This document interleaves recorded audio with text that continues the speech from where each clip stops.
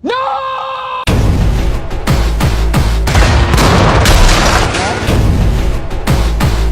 about this? The U.S. Park Police are... Start by storming Bracket!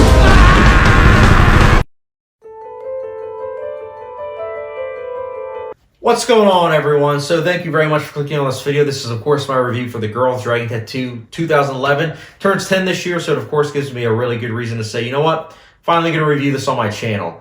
This is, of course, based on a book series that I unfortunately have not read, but it also had a Swedish trilogy that came out, and the first one came out in 2009, and I did see that trilogy after the fact that I saw this one, though. So, The Girl with Dragon Tattoo 2011, for those of you that don't know, it is about Mikael Blomkvist, who unfortunately is disgraced as the film is obviously getting started, and he is someone that wants to go into hiding. But Christopher Plummer says, you know what? Hires Lisbeth Salander, who is played by, of course, Rooney Mara, and says, listen, can you check in on this guy and see, like, if his record's clean and everything? She obviously does that, sees that he is clean, and so Christopher Plummer says, hey, I need your help for a mystery 40 years in the making, and I will give you the evidence so that way you'll be able to put the guy behind bars that you obviously had evidence for, but just not enough. You weren't able to fully prove it. So that's the premise, at least how I see it. And I'm joined today, obviously, I mentioned that this is a film that turns 10. Because it's turning 10 this year, I decided, you know what, I'm going to have someone on my channel, and I'm joined today by Anthony Perez. Definitely don't forget the subscription and notification bell for Anthony down below, but he is someone I've been meaning to honestly collaborate with for quite some time. So I reached out to him, and he said that he'd be more than happy to do this movie. So I'm glad that he was able to do that. And that being said, what we're going to do is we're going to have it where he does the positives, I'm going to give my positives, then he's going to give his negatives, I'm going to give my negatives, and then we'll wrap things up. So all that exposition aside, take it away, Anthony. What's going on, everybody? My name is Anthony A Perez, and I want to start this off by giving a big thanks to Chad for having me here in his video. Always a pleasure to show up on somebody's channel, especially for the first time. And you wanted me to talk about The Girl with the Dragon Tattoo, the American remake done by David Fincher and starring Daniel Craig and Rooney Mara. And I was really happy to revisit this movie because when I saw it in theaters back when it originally came out, I really loved it, and I remember going to see it a second time in theaters. So I saw it twice in theaters, but I hadn't seen it since. I also want to let you guys know before I get into my thoughts on this that I have not read any of the books that this series is based on. Neither have I watched any of the foreign films that they also have, which I believe there's quite a few of them. So I just wanted to give you guys that context before we get into this. But again, a big thanks to Chad for having me here in this video, and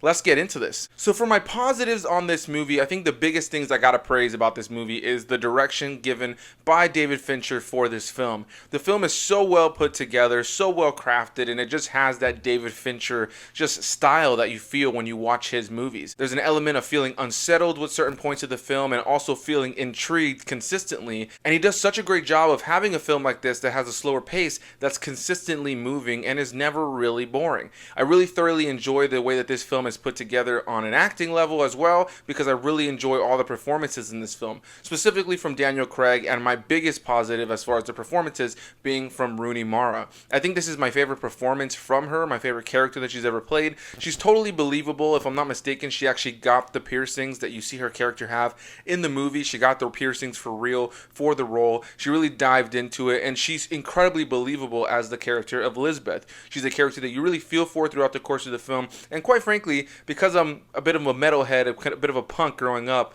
I saw Rooney Mara in this movie when it first came out and was quite attracted to her as this character, even though she's a bit grimy at times. But beyond that, what I can genuinely say is I think the performances in this film are incredibly well done, and the movie itself is incredibly well made. This is just a really well made crime thriller, and I just have a good time watching it every time I check it out, and does such a great job of focusing on two separate characters in two separate situations that would later have to come together, and by the time you have them together, it does such a really great job of having you care for these characters and their individual journey that you almost forget about the fact that they are going to come together, and when they do come together, it's put together so well, and at that point you really care about these characters, so it's nice to see them come together. Those are probably my biggest positives about the movie. All right, thank you very much, Anthony, for your positives. So for me, I can't lie, there's a lot of positives to this film for me personally. But before I get into that, I want to give you guys a little bit of backstory. So I do remember when The Girl with Dragon Tattoo came out in 2011, because I remember I saw the trailer a couple times, and for some reason, don't ask me why,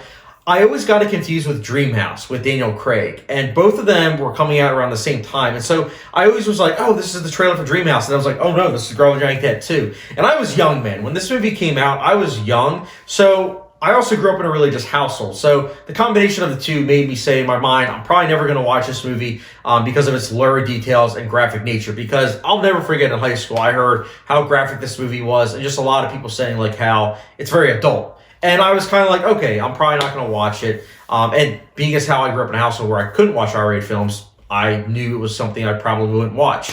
But then I became, like 16, 17, I started actually watching R-rated films. So I know I'm late to the game in terms of a lot of people, but I started turning 16, 17, and I started watching Fincher's works, like Fight Club. Wasn't the biggest fan of Fight Club at the time. Obviously, as time grew on, I grew very fond of it. Watched Seven, really liked it, not loved it at that point, but I really liked it. And then I also saw Curious Case of Benjamin Button, which I wasn't the biggest fan of, but I thought it was still well done. And then I saw The Social Network, which I absolutely loved, and Gone Girl. Gone Girl was like the final nail of the coffin where I was like, you know what? I think I might give this movie, The Girl with the Dragon Tattoo, a shot, despite it being lurid and everything, because I was just kind of realizing that this is a director that is great.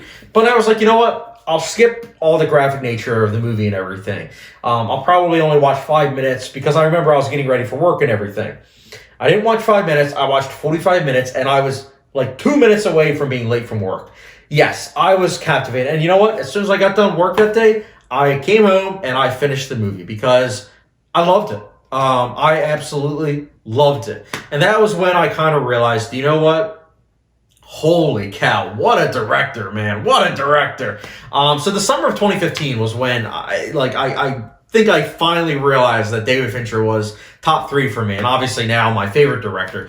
Because he just knows how to hijack your senses, man. He really does. He knows where to put the camera. Cinematography in this movie is outstanding. Absolutely love the dark color grading. It's very aggressive. I love that style, man. Eats me up, obviously. The lighting is also, again, obviously goes with that, is really on point. And I also love the camera angles. David Fincher has this way about him where he has it where the camera almost always feels like it's by a robot. It never feels like it's something where, it's handheld. I love handheld, don't get me wrong. I use it for my movies, but he has it where he doesn't do that. He only does it once or twice usually in his movies. And when he does, it has a point to it. And the same can be said with his uses of close-ups. Close-ups are something he doesn't really do if you notice in his movies. He only has it when it's very important. And that's something for me personally, I took and used that for my movie that I'm currently making. It's a great thing to use, honestly, because it really makes things more important when you actually do a close-up. So he knows what he's doing. Obviously, that goes without saying, but I just can't emphasize enough. He is our generation's Stanley Kubrick.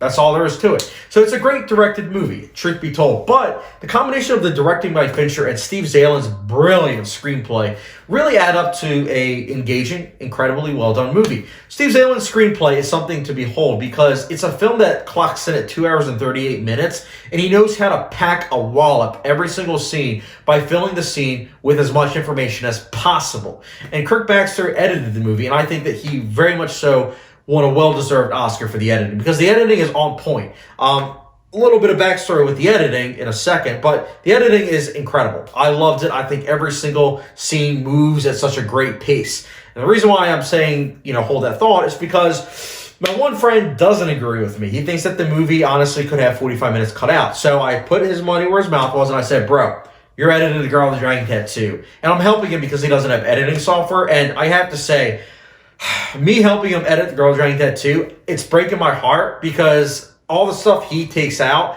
I think really kind of detracts and honestly ruins the movie. And I say that because the 45 minutes he wants to take out are really important. You guys can ask in the comment section down below which 45 minutes he wants to cut out, but it breaks my heart that he wants to cut that out because, as I mentioned, I think it's a very well-edited movie. I think every single scene is important, and the flow and the nature of, honestly, the two narratives really work because it's obviously parallel from each other, and it becomes perpendicular. It's great stuff, honestly. Rooney Mara and Daniel Craig, they have great chemistry together. I absolutely loved their relationship. I think that it works so well with the movie. Very much so effective. Trent Reznor and Atticus Ross, they give such a great score. Top 3 for them easily. Honestly, one of my favorite scores of all time. And I also really like the messages and themes. The messages and themes are so, like I said, graphic in nature, but it really does give you some perspective. You know, for myself, when I'm watching a movie, I like to think. And this is definitely one of those movies that, again, when I saw it the first time, like 6 years ago, it really affected me because I remember at that point in time, I didn't really look at life in a, gray lens, so to speak. I looked at things in black and white. With truth be told, in my opinion, it's kind of dangerous. I think that you should look at life in a gray manner because that honestly is a lot of issues in life. You'll notice that, one side will think one thing and another side will think the other, and they both think they're right. Instead of saying, hey, meet in the middle. And the reason why I say this is because The Girl Drag 2 is filled with characters that have moral shades of gray. And I think that's very fascinating because these are characters that are very fleshed out. You get to know them and everything. You get to know the ins and outs of, all their positives and negatives. And I think that's really good. And they have little subtle details. Fincher also is the king of details. I love the fact that with all his movies, he has characters eating things or saying things or having little ticks to them. Like, for example, Lisbeth Salander, she's someone that you're seeing her eating things and everything. And, you can argue, oh, it's a Sony movie, so it's just like product placement. It's like, okay, sure it is, but David Fincher is also like, well, this also establishes the fact that she doesn't eat very well. She's eating McDonald's. She's eating, soda. This is stuff that obviously isn't good for you. But it also shows that she is someone that is always constantly on the go and everything. Meanwhile, you see the opposite end, which is kind of similar, Mikael, who gets a pack of cigarettes and only smokes the one and throws out the rest. So it shows that he is someone that is stressed out, but he also is trying to quit because he throws out the rest. And he also eats, I believe it's like a donut, so it shows that he doesn't have the healthiest habits. But as the two of them grow in their relationship, as they become intimate, you start to notice that they both are trying to, better themselves. You see Elizabeth Salander have it where she is making a smoothie, something you probably wouldn't see in her character before. And I'll get into that more, at the end of this review because I don't want to talk spoilers just yet. I personally am going to talk about some spoilers, but this is a movie that it's filled to life with so many details that I love. And I'll get into more of the messages and themes later on. But yeah, I have a lot of positives with this movie, man. I love the story. I love the characters. I love the filmmaking. Visual effects, I also wanted to mention before I kick it over to Anthony again. I love the visual effects. I know some people are kind of like, what are you talking about, Chad? Hear me out. If you haven't seen my Mank review or my David Fincher's ranking list, David Fincher is probably the best director working today with visual effects. Some people might take Christopher Nolan. I disagree. I think Christopher Nolan's good with them. Don't get me wrong, really good with them. But Fincher is the go-to when I say, you know what? CGI can be effective because he has it in his movies. So much so that there are times where his movies have more visual effects than big blockbusters such as like Pacific Rim. And that's crazy in my eyes, but he has it where it's little details. It's not the forefront of the movie. Obviously, when it's at the forefront, that's when something, it could be very much so where it won't age well. But Fincher doesn't do that. For example, there's one scene where, Daniel Craig's character is bleeding a little bit, and he's bleeding then profusely.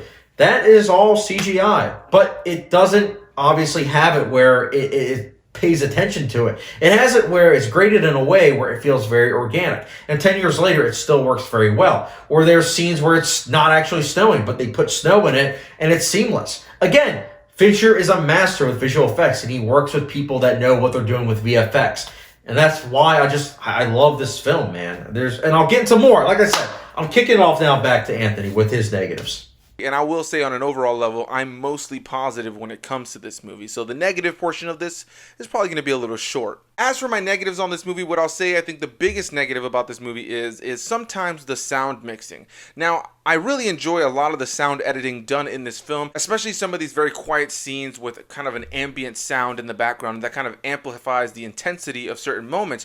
But sometimes it's hard to hear what people are saying. I also found that watching it on my pretty decent sound system, that sometimes the music was just so loud in certain sequences, but then some of the dialogue was so quiet and it was hard to hear exactly what they were saying, especially because there are a few moments where some of the lines of dialogue just kind of feel mumbled and it's kind of hard to make out exactly what they said unless you have the subtitles on.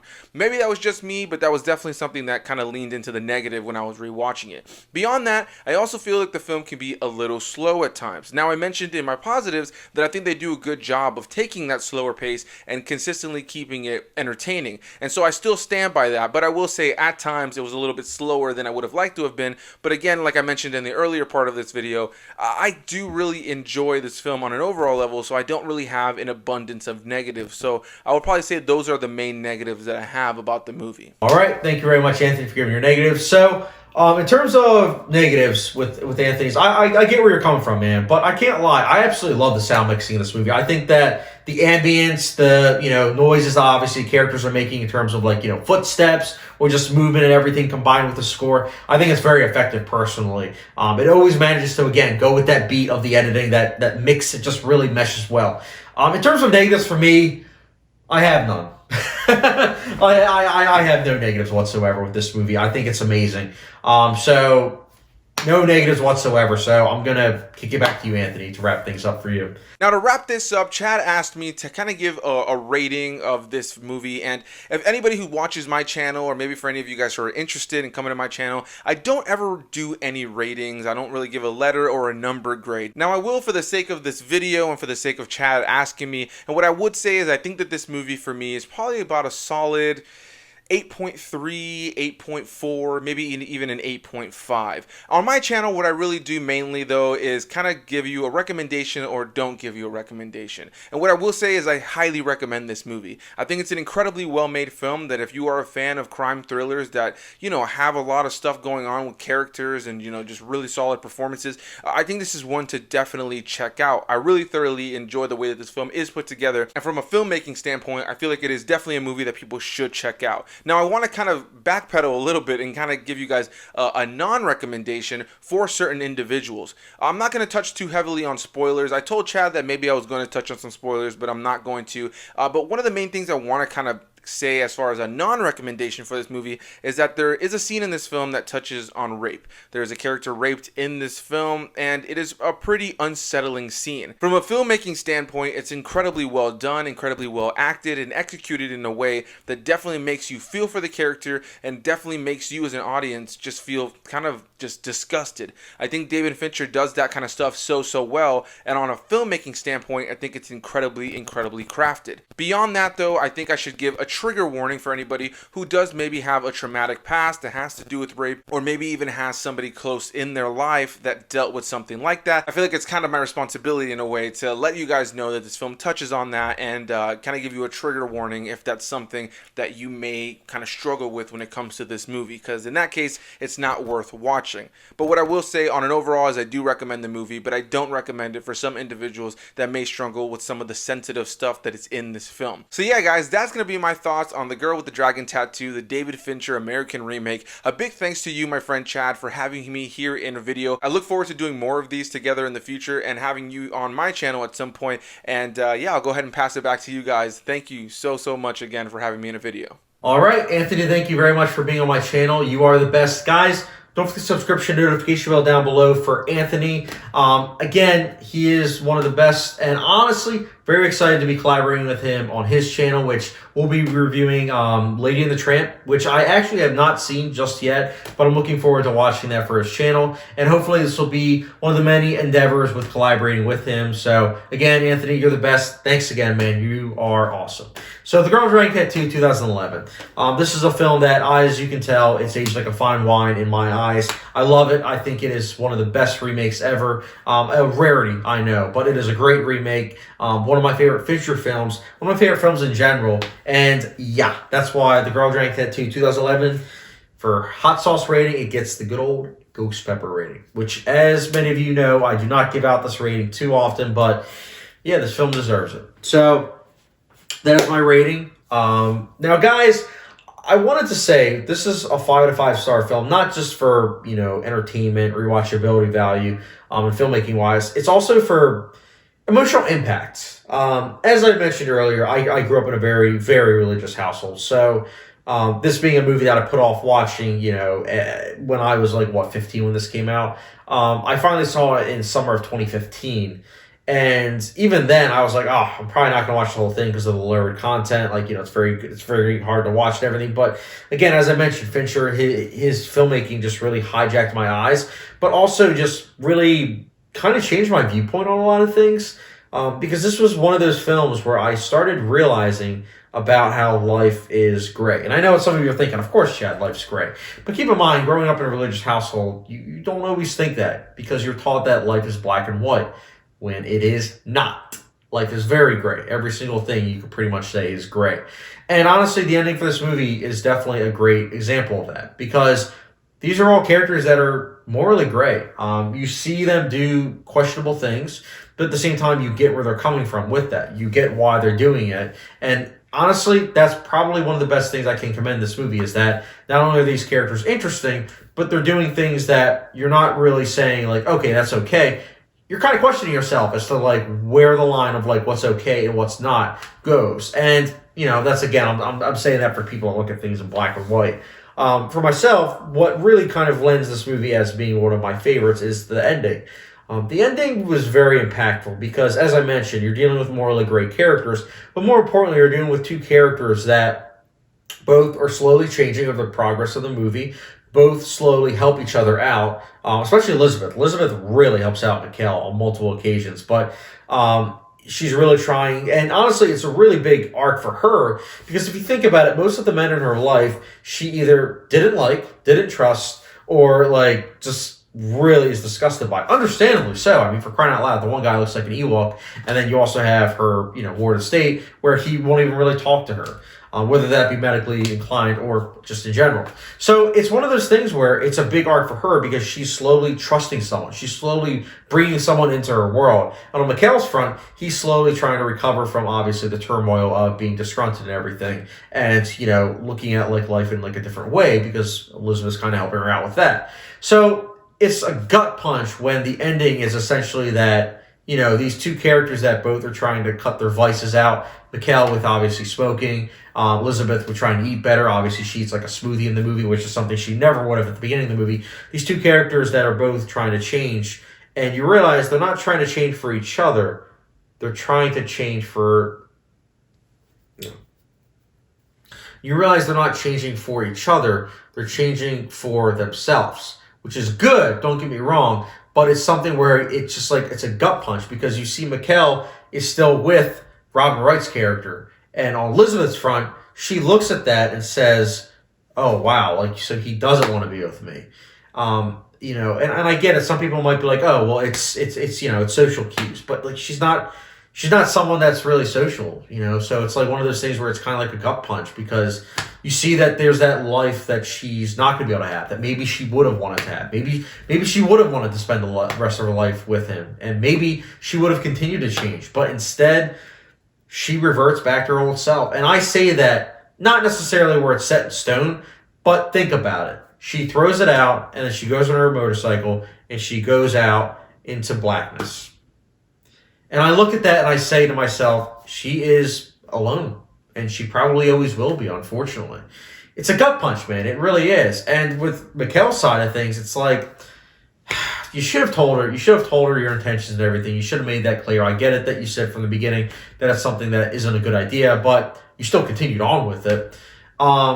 So again, it's a very heartbreaking ending in my opinion. I think it's very effective though at really garnering emotions and feelings because there's so many different things that go on my mind when that scene happens. And it's a simple scene too. It's visually very, very amazing because it's visual storytelling at its finest. There's no real dialogue with that ending whatsoever. You hear a little bit of background, you know, dialogue, but nothing really audible per se.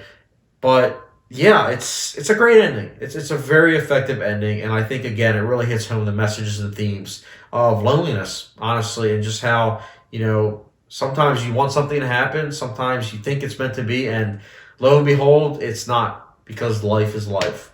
So yeah, David Fincher once again manages to bring a great movie, you know, to the big screen. I mean, he's a director that, again, he's at the top of his line. And yeah, I mean, that ending, man, it's effective. That's for sure. But yeah, guys, Girls Dragon Tattoo, thank you very much for watching my review again. Don't forget the subscription, notification bell, and what are your thoughts on the film down below. And as always, thank you for watching. I'll catch you guys later.